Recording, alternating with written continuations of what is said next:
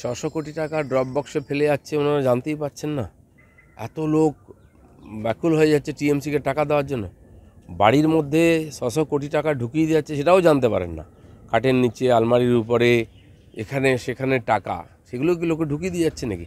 তো যখন টাকা নিয়েছেন তো আপত্তি কী আছে? টাকা তো নিতে হয় সবাইকে। আর এটা আইনিভাবে বন্ড নিয়েছে, সব পার্টি নিয়েছে, সেখানে লুকোচ্ছে না কেন? সবসময় এটা চুরি করার ধান্দা, সবসময় মিথ্যা বলার অভ্যাস, সত্যকে গোপন করার একটা অভ্যাস রয়েছে ওনাদের, তাই মিথ্যা কথা বলছেন। বন্ড বিতর্কে এবার অস্বস্তির মুখে তৃণমূলের মুখে ড্রপ বক্সের তথ্য। ইলেকট্রাল বন্ডে তৃণমূলের ড্রপ বক্সেই নাকি পড়েছে ১৬০৯ কোটি টাকা।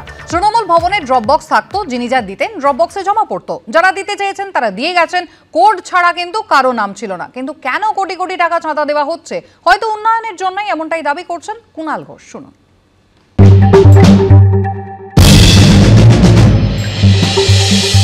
বিজেপি এই নতুন নিয়মটা এনেছে বন্ড, তাহলে বাকিরা আমরা সেই নিয়মটা মেনেছি।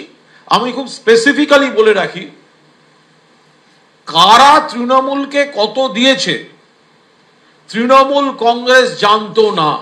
কেউ সেই বন্ড তৃণমূল ভবনের সামনে তৃণমূল ভবনে বক্স রাখা থাকতো,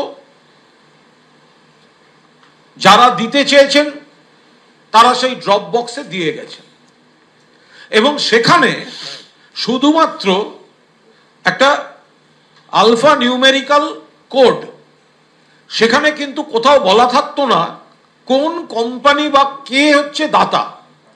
ফলে দেশে এই সিস্টেমটা বিজেপি করেছে। বিজেপি জানতো তাদেরকে কে দিচ্ছে, কারণ বিজেপির হাতে সিবিআই আর ইডি আছে।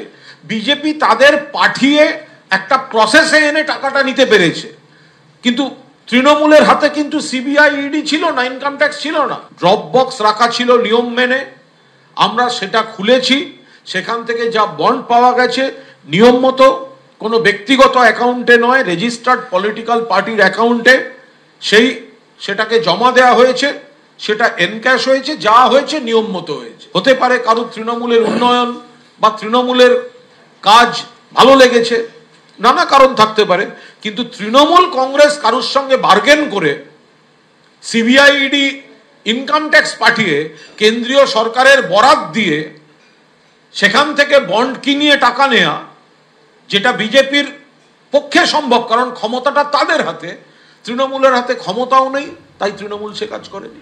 বিজেপি সাংসদ দিলীপ ঘোষ তিনি কি বললেন শোনাবো। ৬০০ কোটি টাকা ড্রপ বক্সে ফেলে যাচ্ছে, ওনারা জানতেই পারছেন না।